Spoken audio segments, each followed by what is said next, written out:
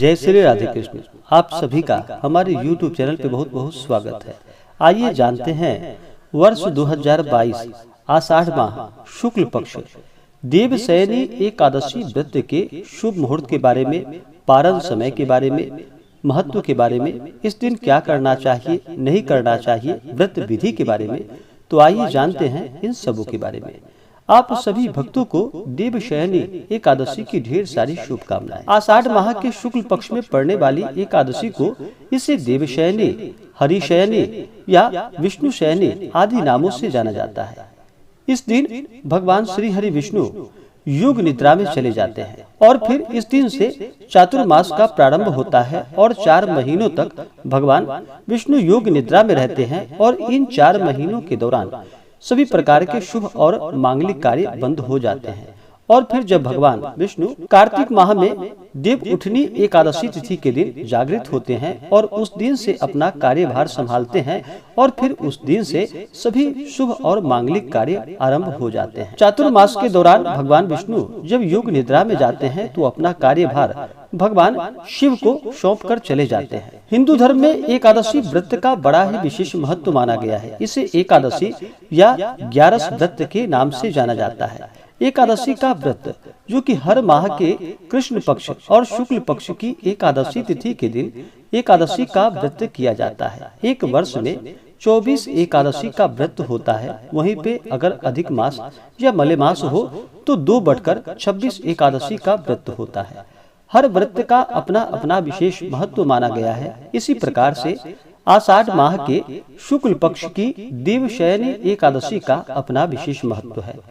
जो भी जातक इस दिन सच्ची श्रद्धा के साथ, नियम और निष्ठा के साथ, भक्ति भाव के साथ एकादशी का व्रत करते हैं, भगवान श्री हरि विष्णु माता लक्ष्मी का पूजन करते हैं। भगवान श्री हरि की कृपा से उनके सभी प्रकार के पाप और ताप नष्ट हो जाते हैं, सभी प्रकार के दुख और कष्ट दूर होते हैं तथा सांसारिक सुखों की प्राप्ति होती है और अंत में मोक्ष की प्राप्ति होती है। एकादशी का व्रत व्यक्ति के सभी प्रकार के पापों को नष्ट करने वाला है। जब व्यक्ति के पाप नष्ट होते हैं तभी जाकर के उनके पुण्यों का उदय हो पाता है। जब व्यक्ति के पुण्य उदित होते हैं उसके बाद ही उन्हें सभी प्रकार के सांसारिक सुखों की प्राप्ति होती है। तो एकादशी का व्रत पापों को नष्ट करने वाला है।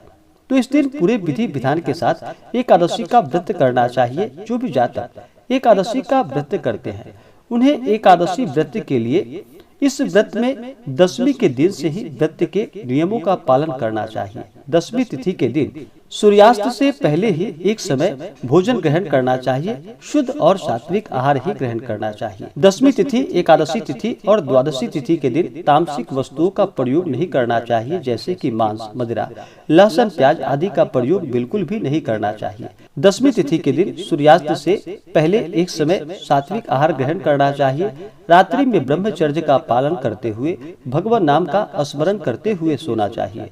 और एकादशी तिथि के दिन सुबह ब्रह्म मुहूर्त में उठ करके नित्य क्रियाओं से निवृत्त होकर के गंगा नदी में स्नान करना चाहिए। अगर गंगा नदी में स्नान नहीं कर पाते हैं तो घर के नहाने के पानी में ही थोड़ा सा गंगा जल मिला करके स्नान करे, शुद्ध वस्त्र धारण करे। उसके बाद फिर सबसे पहले भगवान सूर्य देव को अर्घ्य प्रदान करना चाहिए। भगवान सूर्य देव आरोग्य को प्रदान करने वाले हैं और पृथ्वी पे साक्षात देवता रूप में माने जाते हैं। इनसे सभी जीव जंतु, वनस्पति आदि भगवान सूर्य देव से ऊर्जा प्राप्त करते हैं। तो भगवान सूर्य देव को अवश्य ही अर्घ्य प्रदान करें। उसके बाद फिर व्रत का संकल्प लेना चाहिए। भगवान श्री हरि विष्णु से प्रार्थना करनी चाहिए कि हे भगवान विष्णु, हे माता लक्ष्मी, आज मैं देवशयनी एकादशी का व्रत करने जा रहा हूँ या करने जा रही हूँ। इस प्रकार से भगवान से प्रार्थना करे और उनसे कहे कि हे प्रभु, यह व्रत मेरा निर्विघ्न पूरा हो और इस व्रत को मैं संपन्न कर पाऊं। हे प्रभु, आप हमें शक्ति प्रदान करें। इस प्रकार से भगवान से प्रार्थना करें। आपके मन में जो भी इच्छा हो, जो भी कामना हो, वह भगवान श्री हरि विष्णु से कहें और इस दिन भर उपवास रहते हुए इस व्रत को करें। जो व्यक्ति जिनका स्वास्थ्य सही ना हो, जो उपवास नहीं रह पाते हैं, वो एक समय फलाहार का प्रयोग करें और इस दिन भगवान का पूरे विधि विधान के साथ सुबह और शाम के वक्त पूजन करें। रात्रि में भजन कीर्तन करते हुए जहाँ तक हो सके जागरण करे, इस प्रकार से समय को व्यतीत करे और द्वादशी तिथि के दिन जाकर के फिर सुबह उठ करके नित्य क्रियाओं से निवृत्त होकर स्नान करके शुद्ध वस्त्र धारण करके भगवान का पूजन करे, भगवान की आरती करे। उसके बाद फिर ब्राह्मणों को भोजन कराए, ब्राह्मणों को दान और दक्षिणा दे और व्रत का पारण करे। इससे पुण्य फलों की प्राप्ति होती है। तो आइए जानते हैं सबसे पहले देवशयनी एकादशी व्रत के शुभ मुहूर्त के बारे में। इसके बाद फिर जानेंगे पूजन विधि के बारे में और क्या करना चाहिए नहीं करना चाहिए, इन सबों के बारे में। देवशयनी एकादशी का व्रत जो कि इस बार 10 जुलाई 2022 दिन रविवार को एकादशी का व्रत किया जाएगा। एकादशी तिथि प्रारंभ समय जो कि 9 जुलाई 2022 दिन शनिवार शाम 4:41 और एकादशी तिथि की समाप्ति होगी 10 जुलाई 2022 दिन रविवार दोपहर 2:15। तो इस व्रत को सूर्योदय व्यापनी रखा जाता है। तो सूर्योदय व्यापनी समय के अनुसार 10 जुलाई 2022 दिन रविवार को इस व्रत को रखा जाएगा और इस व्रत का पारण जो कि अगले दिन 11 जुलाई 2022 दिन सोमवार को इस व्रत का पारण किया जाएगा। पारण का समय जो कि सुबह 5:31 से सुबह 8:17 तक इस व्रत का पारण किया जाएगा। इस बार देवशयनी एकादशी व्रत का पारण जो कि यवचूर्णेन पारणम यानी कि जौ के चूर्ण से पारण किया जाएगा। जौ जो कि भगवान विष्णु के ऊपर जौ और तिल उन्हें अर्पित की जाती है, तो उसी के चूर्ण से इस व्रत का पारण किया जाएगा। यह अगर संभव ना हो तो तुलसी दल या फल से व्रत का पारण करें, लेकिन ध्यान रखें एकादशी तिथि के दिन तुलसी पत्र नहीं तोड़नी चाहिए। जहाँ तक हो सके द्वादशी तिथि के दिन भी तुलसी पत्र नहीं तोड़नी चाहिए। तो आप उससे पहले ही भगवान के पूजन के लिए तुलसी पत्र तोड़कर रख ले और उसके बाद फिर उस तुलसी दल का प्रयोग करें, क्योंकि भगवान विष्णु के पूजन में तुलसी दल का बड़ा ही विशेष महत्व होता है। भगवान विष्णु को तुलसी दल अर्पित की जाती है और भोग लगाते वक्त भी भगवान को तुलसी दल चढ़ाया जाता है। तो इस बात का ध्यान रखें। द्वादशी तिथि की समाप्ति होगी जो कि 11 जुलाई 2022 दिन सोमवार को सुबह 11:16 पे द्वादशी तिथि की समाप्ति होगी।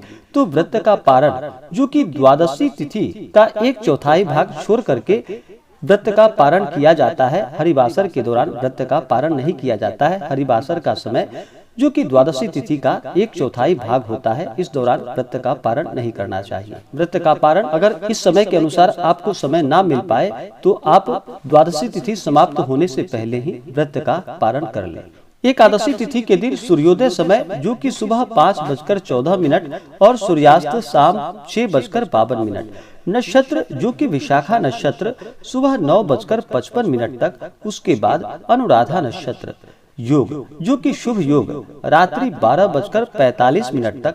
उसके बाद शुक्ल योग।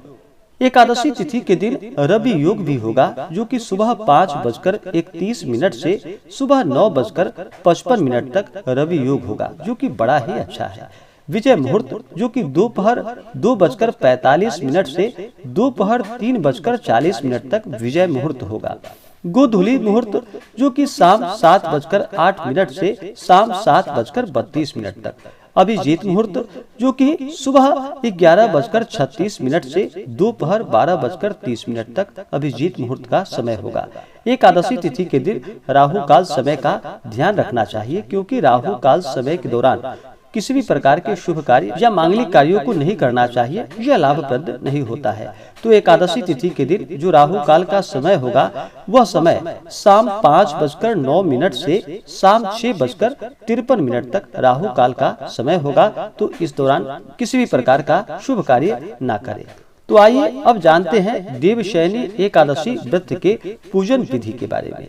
देवशयनी एकादशी का जो भी व्रत करते हैं, इस दिन भगवान के पूजन के लिए इस दिन भगवान का सुबह और शाम के वक्त विशेष प्रकार से पूजन करना चाहिए। तो भगवान के पूजन के लिए एक अच्छा सा जगह ले, जहाँ तक हो सके ईशान कोण में भगवान के पूजन के लिए अगर जगह हो तो वहाँ पे एक चौकी लगाए, उस जगह को अच्छे से पवित्र करे। वहाँ पे एक चौकी लगा करके चौकी पे पीला वस्त्र बिछाए और वहाँ पे अपना एक आसन लगाए। उसके बाद भगवान विष्णु और माता लक्ष्मी का फोटो या प्रतिमा रख करके उनका पूरे विधि विधान के साथ पूजन करना चाहिए। आप अगर कलश स्थापित करते हो तो कलश स्थापित करें। किसी भी प्रकार के शुभ और मांगलिक कार्यों में सबसे पहले भगवान गणेश का पूजन किया जाता है, तो सबसे पहले इस दिन भगवान गणेश का पूजन करें। उसके बाद कलश स्थापित करते हो तो कलश देवता का पूजन करें, उसमें तीर्थों का आवाहन करें, वरुण आदि देवताओं का आवाहन करें।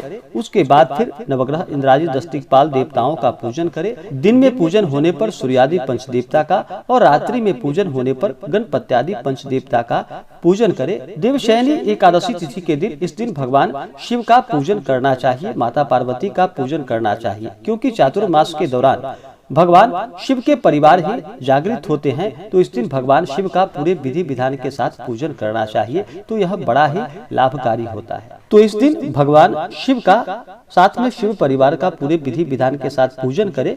उसके बाद फिर भगवान विष्णु और माता लक्ष्मी का पूजन करें।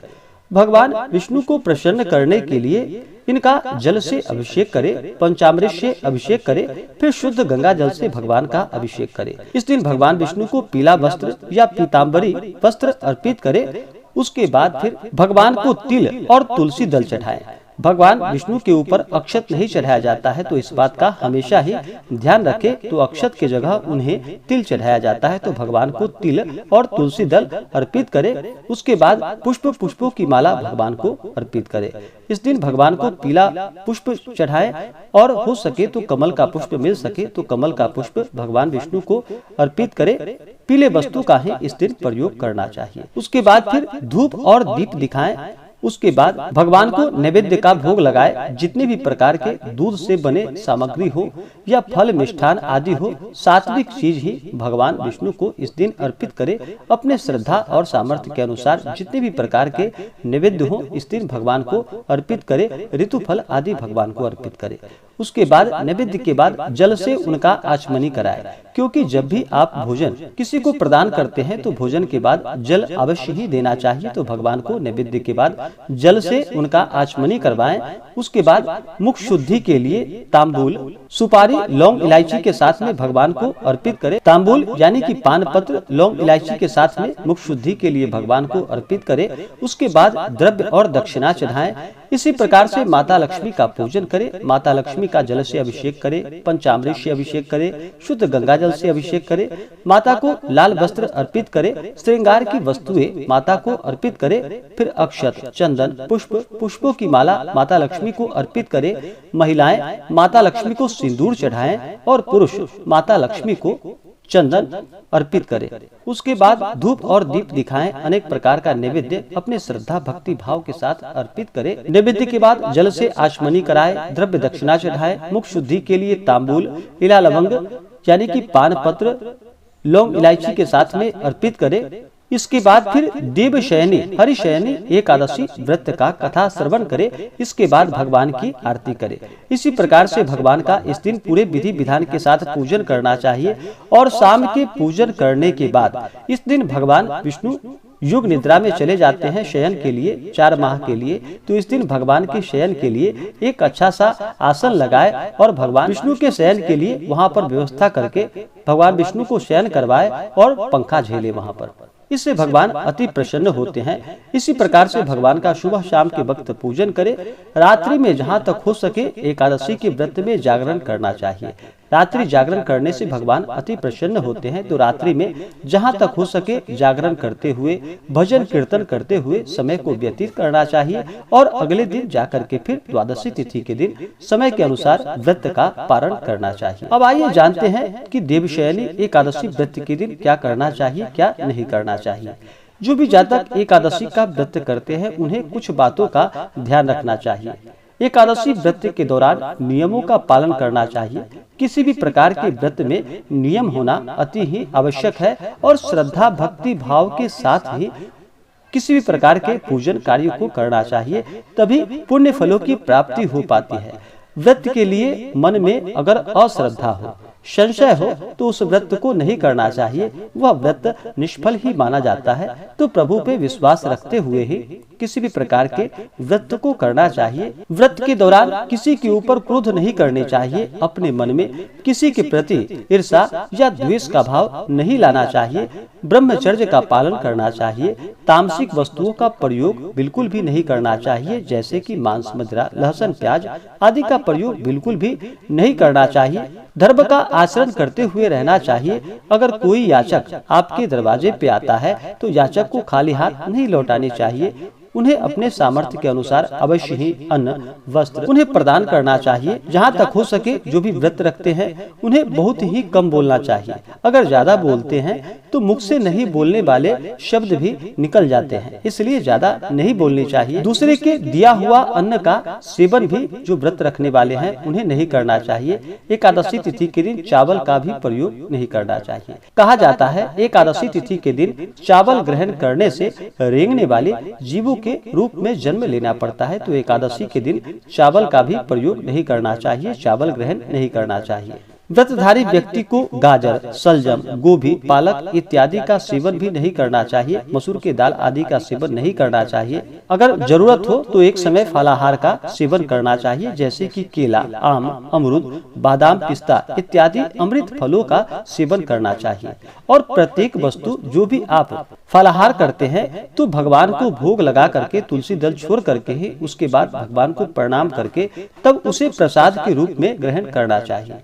इस दिन किसी के ऊपर क्रोध नहीं करते हुए मधुर वचन बोलना चाहिए। बिल्कुल भी इस दिन महिलाओं का अपमान नहीं करना चाहिए। जहाँ पर भी महिलाओं का अपमान होता है वहाँ से माता स्त्री लक्ष्मी रुष्ट होकर चली जाती है। तो महिलाओं का बिल्कुल भी अपमान नहीं करना चाहिए। धर्म का आचरण करते हुए ही इस दिन प्रभु के नामों का स्मरण, जप आदि करना चाहिए, जैसे कि ओम नमो भगवते वासुदेवाय इन मंत्रों का जप करना चाहिए, या श्री विष्णवे नमः, ओम नमो नारायणाय नमः, ओम नमो भगवते वासुदेवाय नमः इन मंत्रों का जप करना चाहिए। इससे पुण्य फलों की प्राप्ति होती है। इसी प्रकार से भगवान का पूरे विधि विधान के साथ पूजन करना चाहिए। इससे भगवान श्री हरि विष्णु अति प्रसन्न होते हैं और अपना कृपा प्रदान करते हैं। तो आशा करता हूँ कि यह जानकारी आपको अच्छा लगा हो। ऐसे ही ज्ञानवर्धक जानकारियाँ प्राप्त करने के लिए हमारे इस चैनल पे अगर आप नए हैं तो चैनल को लाल बटन दबा करके सब्सक्राइब करें, साथ में बेल आइकन घंटी दबाएं ताकि मेरे वीडियो का नोटिफिकेशन आपको समय से मिलता रहे। वीडियो को लाइक करें, शेयर करें, सुखी रहे और स्वस्थ रहे। जय श्री राधे कृष्ण। धन्यवाद।